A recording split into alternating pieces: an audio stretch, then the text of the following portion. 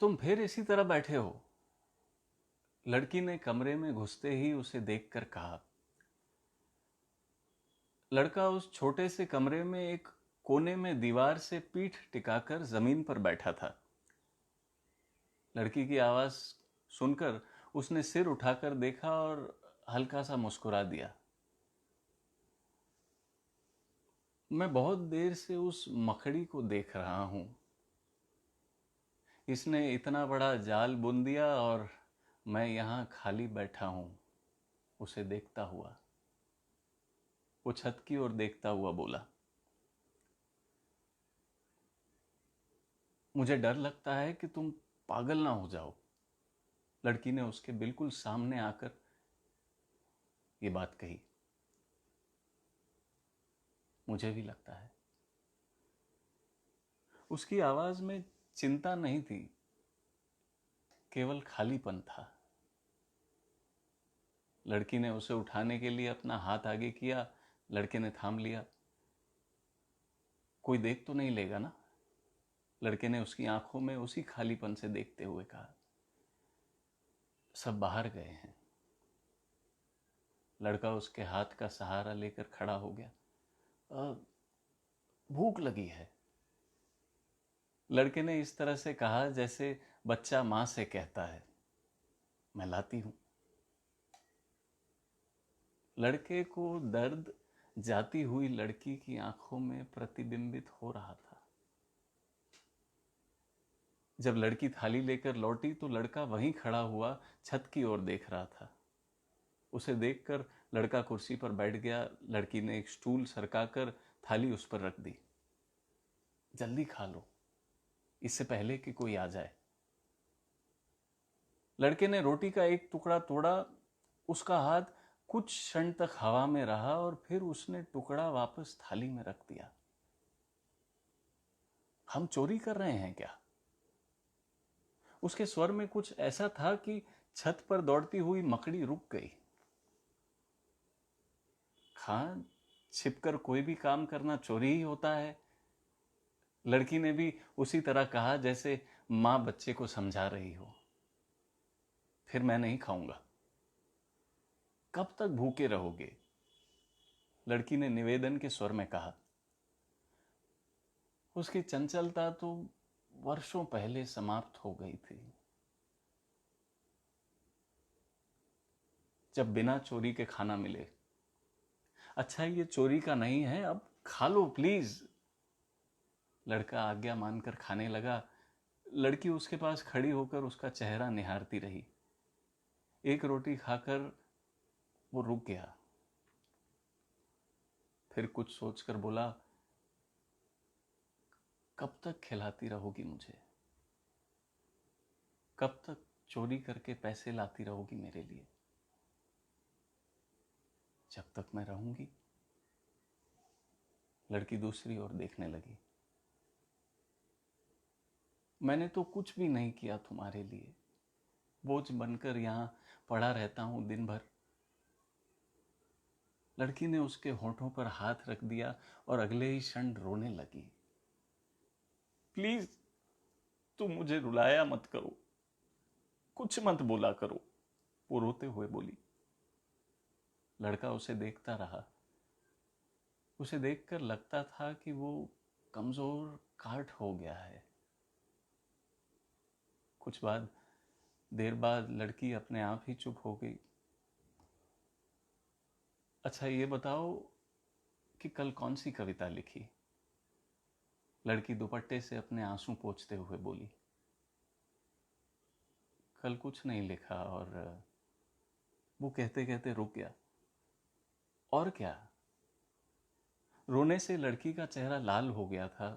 लड़के ने कमरे में ही एक तरफ इशारा किया। राख का एक बड़ा सा ढेर था और कुछ अध जले कागज के टुकड़े हवा में इधर उधर उड़ रहे थे। लड़की एक गहरी सांस लेकर धम से बैठ गई और उस ढेर की ओर देखती रही। ये क्या किया तुमने? मां की याद आ रही थी। कुछ और तो था नहीं मेरे वश में, केवल ये कविताएं थी। अपनी कविताएं जला देने का दर्द वो माँ ही समझ सकती थी, जिसे अपने बच्चे की हत्या करनी पड़ी हो। बाकी कोई कहता कि वो उस दर्द को महसूस कर सकता है तो झूठ कहता। तुम घर क्यों नहीं चले जाते? 4 साल से घर वालों को कोई खबर भी नहीं दी। वो उसके दोनों हाथ अपने हाथों के बीच पकड़कर प्यार से बोली। तब जाता तो वो तुमसे दूर किसी हॉस्टल में भेज देते, और तब नहीं गया तो अब कैसे जाऊं? उन्होंने सोचा होगा कि कहीं मर गया हूं। काले शहर ने एक ठंडी सांस भरी। इतना प्यार क्यों करते हो कि जीना मुश्किल हो जाए? तुम रोज खाना क्यों लाती हो कि जीना पड़े? क्योंकि तुम्हें खिलाए बिना मैं नहीं खा सकती। जब मैं नहीं रहूंगा तो क्या करोगी? लड़के की धुंधली आंखों का रंग मटमैला हो गया था। इस बार ऐसा बोलने पर लड़की ने उसके होठों पर हाथ नहीं रखा। मेरे कारण तुम्हारी जिंदगी बर्बाद हो गई। बर्बाद कहाँ हुई? अभी तो तुम हो। जब नहीं रहोगी तब पूछना। लड़के के चेहरे पर बहुत वेदना से भरी हुई मुस्कुराहट दौड़ गई। तुम घर जाओ, लौट जाओ प्लीज। तुम रह पाओगी? ना भी रह पाऊं तो क्या रहूंगी नहीं? मैं तो जी भी नहीं पाऊंगा। हम साथ ना रह सके तो भी मेरे लिए जीते रहना। लड़की ने उसके हाथों को कसकर पकड़ लिया था। मैं चलती हूं अब।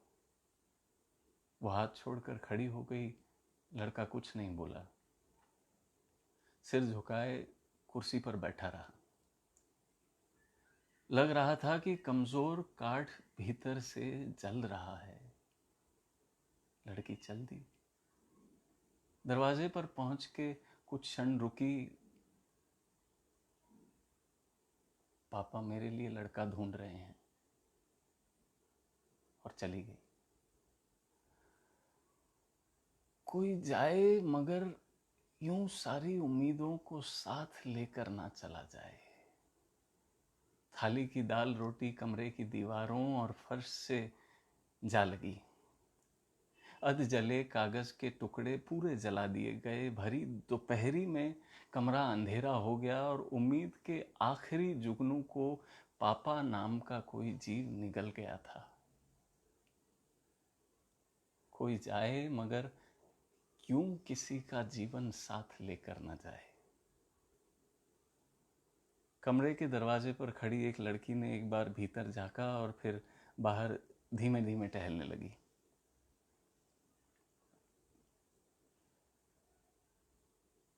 भगवान के लिए कुछ बोलो, तुम्हारी चुप्पी सही नहीं जाती। वो बड़े से आईने के सामने कुर्सी पर बैठी थी। बदन पर भारी भरकम चमचमाते कपड़े और गहनों का बोझ था, और दिल पर उससे ज्यादा। वो उसके कदमों के पास चुपचाप बैठा रहा। उसके आंसू लड़की के पैरों पर बार बार गिरते। लड़की के आंसू दुल्हन के कपड़ों में बीच में ही कहीं खो जाते थे, जैसे दुल्हन के सपने। और मत रो, सारा मेकअप खराब हो जाएगा। पास खड़ी छोटे बालों वाली एक औरत ने रुमाल से उसका चेहरा हल्के से पोंछ दिया और फिर एक ब्रश उठाकर चेहरे पर रंग पोतने लगी। लड़का बोला नहीं। लड़की के पैरों पर गिरते उसके आंसुओं की गति बढ़ गई। लड़की का मन किया कि आंसुओं से सारा मेकअप धो डाले, ऐसे कि वो फिर कभी ना चढ़ पाए, और सब कपड़े इस तरफ फाड़ कर कहीं फेंक दें कि वैसे कपड़े फिर कभी ना सिल पाए। लड़के ने झुककर लड़की के पैरों को चूम लिया और उन्हें चूमता हुआ भी रोता रहा। छोटे बालों वाली वो औरत आश्चर्य से उसे देखने लगी थी। लड़की सामने आईने में अपने आप को देखती रही। आंसुओं से फिर मेकअप बिगड़ने लगा। तभी लड़के की धुंधली होती आंखों में उसके पैरों पर लगी मेहंदी चुभी और वो चौंक कर इस तरह दूर हट गया जैसे कुछ याद आ गया हो। मोटी औरत फिर उसी निर्लिप्त भाव से अपने काम में लग गई, जैसे उसे कुछ सुनता ना हो, कुछ दिखता ना हो। मैं आज कुछ नहीं कहूंगा, मैं अब कभी कुछ नहीं कहूंगा, बिलखते हुए वो बोला। कमरे में आने के बाद ये उसके मुंह से निकली हुई पहली बात थी। लड़की अपने आप को रोक नहीं पाई और अपने चेहरे पर से मोटी औरत का हाथ हटाकर कुर्सी से उठकर लड़के के सामने बैठ गई और उसके माथे और आंसुओं से भरे चेहरे को बेतहाशा चूमने लगी। लड़का बिलखता रहा जैसे आसमान से आग बरसकर उसे चूमती हो।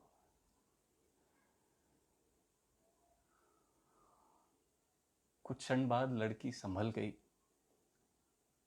और उसके चेहरे से दूर हट गई। फिर उसे देखकर कुछ पल तक रोती रही और रोती रोती अपनी कुर्सी पर आकर बैठ गई। लड़के का रोना भी बहुत कम हो गया था। वो औरत फिर अपना काम करने लगी। जब आखिरी बार सोया था तो सपने में एक गली देखी थी जिसके सब घर जल गए थे। एक नीम का पेड़ दिखा, कह रहा था कि वो मर रहा है। लड़के की आवाज बहुत दूर से आती लग रही थी। अब वो रो नहीं रहा था।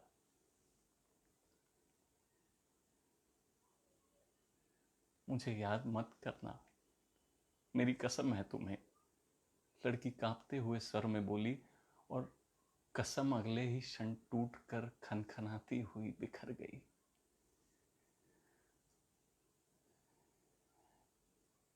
रो मत, टाइम नहीं है बार बार मेकअप करने का, उस औरत ने कड़े शब्दों में कहा तो लड़की कुछ धीमी आवाज में रोने लगी। हालांकि आंसुओं की गति कम नहीं हुई। ये भी दिखा कि आकाश से दर्द बरस रहा है और उस शहर की सब गलियां घुटनों तक भर गई हैं। लड़के की आवाज भर्रा गई थी। वो बहुत कमजोर हो गया था और रोने से और भी कमजोर हो गया था। मैं उसके साथ रह लूंगी, जी लूंगी, सो भी लूंगी, लेकिन तुम्हारे सिवा कभी किसी से प्यार नहीं करूंगी। यदि देवियां वरदान देती होंगी तो बिल्कुल उसी तरह देती होंगी जिस तरह लड़की बोल रही थी। इस कथन पर वो औरत ने रुककर उसके चेहरे को ध्यान से देखा, फिर लिपस्टिक उठाई और उसके कांपते हुए होठों पे लगाने लगी। दीदी बारात आ गई है, सब कह रहे हैं कि जल्दी करो। दरवाजे पर खड़ी लड़की चिल्लाकर बोली। छोटे बालों वाली औरत ने उसी क्षण अपना काम खत्म किया और संतोष की सांस ली। दरवाजे वाली लड़की भी भीतर आई और मंत्रमुग्ध सी होकर दुल्हन को देखती रही। वो औरत और दरवाजे वाली लड़की ने सहारा देकर उसे कुर्सी से उठाया और लेकर बाहर की ओर चल दी।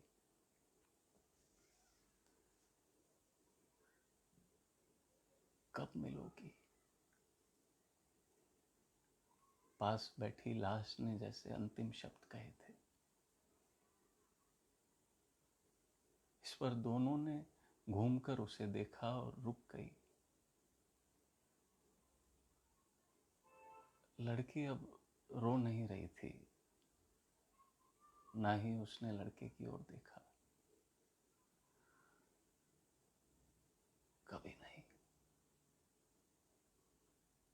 और चल दी।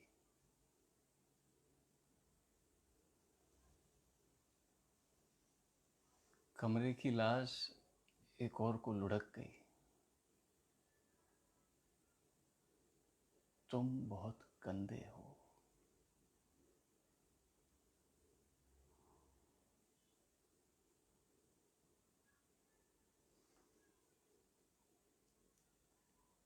ये थी कहानी जिसका नाम है प्रेम कहानी। इसको लिखा है गौरव सोलंकी ने, और इस तरह लिखा है इस कहानी को।